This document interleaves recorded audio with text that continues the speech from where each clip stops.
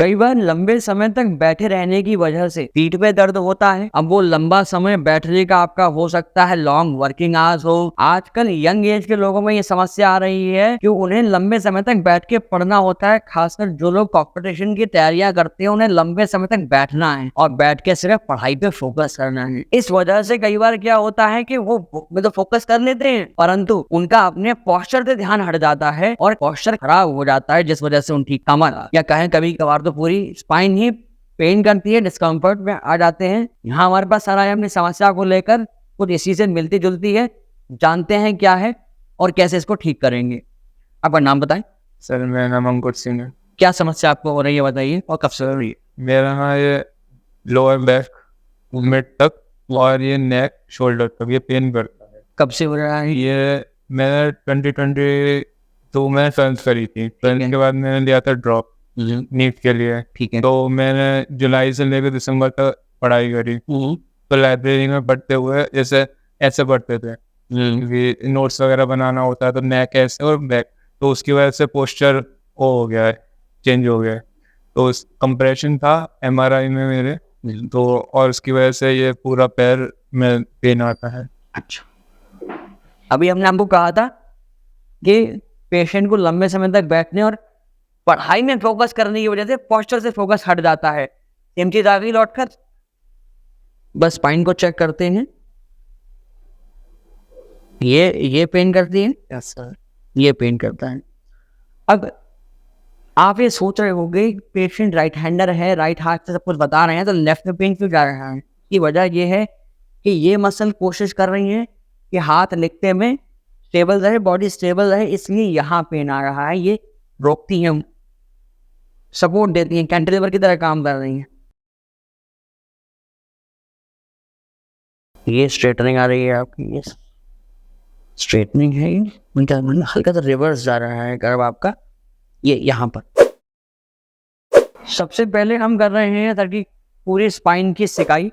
Hot fermentation होने से थोड़ा सा कंफर्ट आ जाएगा, मसल्स थोड़ी सी सॉफ्टर हो जाएंगी तो मैनुअल रिलीज करने में इजी रहेगा। अब हमें करना है मैनुअल थेरेपी, मसल्स को रिलीज करना है, थोड़ा स्पाइन को एडजस्ट करना है।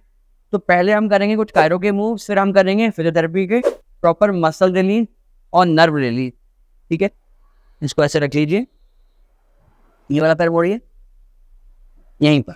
ठीक है, आराम से लेटेंगे, लेफ्ट साइड देखिए, इजी, आराम से।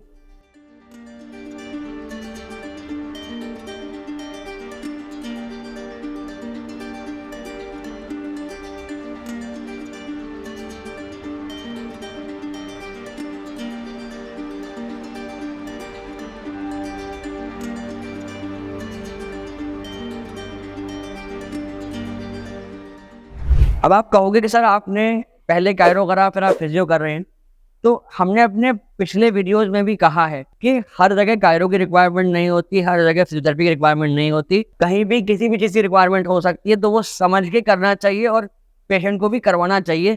ज़बरदस्ती कभी नहीं करनी चाहिए कि डॉक्टर साहब हमें कायरो ही करवाना है या हमें फिजियो ही करवानी है। लेट योर थेरेपिस्ट डिसाइड कि क्या समस्या है, उसकी डायग्नोसिस के हिसाब से अकॉर्डिंगली क्या करना सूटेबल रहेगा। यहाँ थोड़ी सी रिक्वायरमेंट थी स्पाइन को रिलीज करने की, तो हमने स्पाइन को रिलीज करा, एडजस्टमेंट करा कहें तो। अब हम मसल को रिलीज करेंगे मैनुअल थेरेपी के द्वारा। आशा करता हूँ यहाँ तक का वीडियो आपको समझ आ रहा होगा कि क्या और क्यों हो रहा है। अगर आया हो तो इसे लाइक अवश्य कर दीजिएगा। हम ऊपर नेक से शुरू करते हैं, आराम से रिलैक्स होकर लेट जाइए। ठीक है, ये थी टाइटनेस, ये पेन कर रहा है, राइट।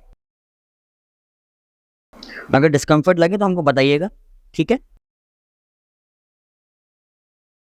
क्योंकि पढ़ते वक्त जनरली राइट हैंड से लिखाई होती है, लिखना रहता है, तो उस वजह से लेफ्ट साइड की जो मसल्स हैं, नेक के लेफ्ट साइड की जो मसल्स हैं उन पे लोड पड़ता है। नेक को और राइट शोल्डर को, हाथ को, पूरे अपर लिम्ब को स्टेबलाइज करने का लोड रहता है। जैसे आपने एक बड़ी टावर क्रेन को देखा होगा, उसके साथ काउंटर वेट रहता है बैलेंस करने के लिए। ऐसे ही हमारी मसल्स भी काउंटर वेट की तरह बैलेंस करती हैं बॉडी को, कि उनका जो आपका पोस्चर है वो अलाइनमेंट बना रहे, इसलिए लेफ्ट साइड में पेन ज़्यादा जाता है जनरली लोगों को जो राइट हैंडर्स होते हैं। कई बार जब आप काम में फोकस होकर काम कर रहे होते हैं तो जाहिर सी बात है आपका ध्यान होगा काम को पूरा करने में, और जो पोस्चर है उस पर ध्यान नहीं रहता, जनरली ऐसा होता है।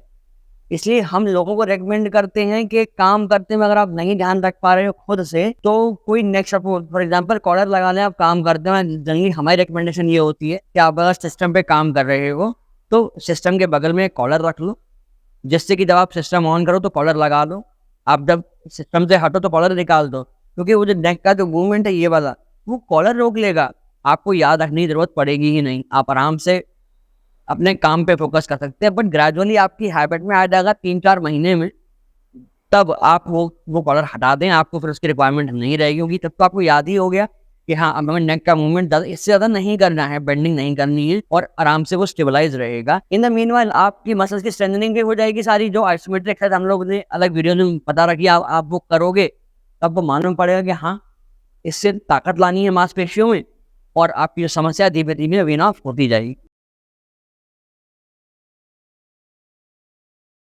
ये बहुत ज़्यादा डिस्कम्फर्ट तो नहीं लग रहा है आपको? नहीं सर। ठीक है,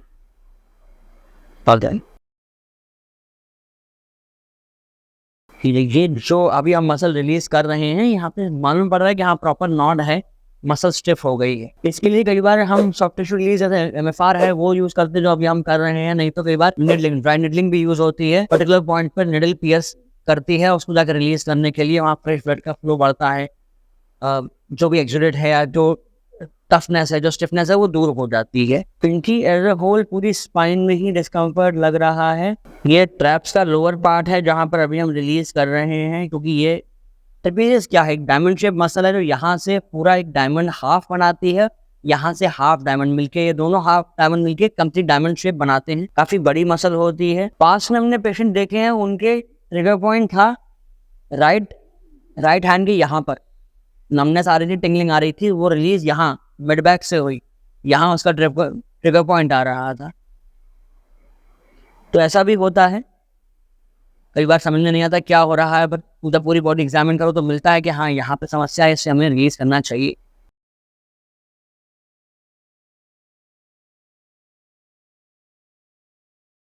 जैसा बुजुर्ग लोग कहते हैं कि नींव अच्छी होनी चाहिए किसी भी मन को खड़ा करने के लिए, इसलिए बड़ा आवश्यक होता है कि आप लोअर बैक का विशेष ख्याल रखें, क्योंकि अगर आप लोअर बैक का विशेष ख्याल नहीं रखेंगे तो आपकी अपर बैक भी अच्छी नहीं रहेगी। अब एग्जामिनेशन करने पर ये मालूम पड़ रहा है कि देखिए यहाँ पे हल्का सा बल्ज आ गया, हालांकि ये पहले से रिड्यूस हो गया है बल्ज, क्योंकि सर काफ़ी समय से हमारे पास आ रहे थे। ये है, यहाँ से ये स्ट्रेटनिंग की वजह से स्पाइन ऊपर ही उठी मालूम पड़ रही है। जब वाकई में कम हो गया पहले का, तो हाँ जो बस है ना पहले का, ये पहले से कम हो गया। ये जो हम रिलीज कर रहे हैं हम दोनों तरफ करेंगे, क्योंकि दोनों ही साइड समस्या है। आपको भी इन सब चीज़ों को लेकर अगर कोई दुविधा हो तो आप हमें कमेंट सेक्शन में अपनी समस्या कमेंट कर सकते हैं। जो लोअर लंबर मसल्स हैं जनरली वो स्टेबलाइजर्स होती हैं आपकी स्पाइन की, आपकी स्पाइन को स्टेबलाइज करती हैं। जो मूवमेंट का काम होता है वो ग्लूट्स, वो ये मसल असिस्ट करती है। इसीलिए कई बार लोअर बैक में प्रॉब्लम होने के बावजूद हम हिप मसल्स को, ग्लूट्स को भी स्ट्रेंथन करवाते हैं, जिससे कि पेशेंट की जो एक्चुअल समस्या है वो कवर हो सके। क्योंकि मसल जब तक स्ट्रांग नहीं होंगी तब तक यकीन माने आप फिट नहीं हो सकते। पहले पेन को सबसाइड करना है, फिर मसल्स को रिलीज करना होता है। ये सारी चीज़ें होती हैं, तब जाकर आप फिट होते हैं। आशा करता हूँ आप समझ पा रहे होंगे, बट फिर भी आपको अगर कोई दुविधा लगती है तो आप हमसे 1-to-1 कंसल्टेशन कर सकते हैं नीचे दिए गए डिटेल्स पे कॉन्टैक्ट करके। लेके कैसे रखो, आराम से लेटिएगा, रिलैक्स होकर, इधर को घुमाइए, ईजी, मन से, ठीक है। आराम से लेटेंगे, आराम से, there you go, relax, easy, आराम से लेटिए। अब हम कर रहे हैं अल्ट्रासाउंड थेरेपी, जिससे कि जो मसल्स में जो भी समस्याएं हैं जैसे कि टेंडनाइटिस है या इन्फ्लेमेशन दूर करने के लिए हम अल्ट्रासाउंड मशीन यूज़ करते हैं, जो कि अभी हम इनकी पीठ पर कर रहे हैं। इन्फ्लेमेशन को कम करना बहुत ज़रूरी है, क्योंकि जब तक इन्फ्लेमेशन कम नहीं होगा तब तक आप मसल को स्ट्रेंथ नहीं दे पाएंगे, मसल में सोरनेस बनी रहेगी, तो एक्सरसाइज करने में भी डिस्कम्फर्ट होगा ही। तो ये हमने अब लगा दी है इनको IFT, जिससे कि जो पेन है मसल्स के खिंचाव की वजह से, वो खिंचाव इनका दूर हो जाएगा। यहाँ ख़त्म हो गया है साइकिल थेरेपी सेशन। अब इन्हीं से फीडबैक लेते हैं, क्या इम्प्रूवमेंट लग रहा है या नहीं। आपका थेरेपी सेशन हो गया, बताएं कैसा फील कर रहे हैं। सर पहले से बेटर है। थोड़ा बहुत बेटर लग रहा है। Yes sir. मतलब क्योंकि साइकिल थेरेपीज पहले भी होती हैं, जब आप यहाँ से करा के जाते हो थेरेपी, तो कितने समय तक ये आपको आराम बना रहता है। सर ये सुबह तक रहता है। बना रहता है। और सोने पे पोस्चर वगैरह गलत हो जाता है बाई चांस, उसकी वजह से थोड़ा दिक्कत आ जाती है। थेरेपी कराने के बाद तेरे को आराम बना रहता है, बट हाँ एडमिट कर रहे हैं, इस बात को एक्सेप्ट कर रहे हैं कि हाँ सोने में पोस्चर बिगड़ता है और पेन दोबारा आ जाता है। उस पर एक काम कर रहे हैं, आने वाले समय में ग्रेजुअली आराम आएगा और ये जल्दी ठीक हो जाएंगे। इसी के साथ आपसे हम विदा लेते हैं, मिलेंगे फिर किसी और वीडियो में, किसी और नए टॉपिक के साथ, किसी नए पेशेंट के साथ। आप नेक के पेन में कुछ गलतियां करते हैं, क्या है वो गलतियां जानना चाहते हैं कि राइट वाला वीडियो जाकर देख लीजिए, और अपने नेक पेन में क्या प्रिकॉशन और ले सकते हैं, क्या डाइट ले सकते हैं, कि ये लेफ्ट वाला वीडियो जाकर भी देख लीजिए।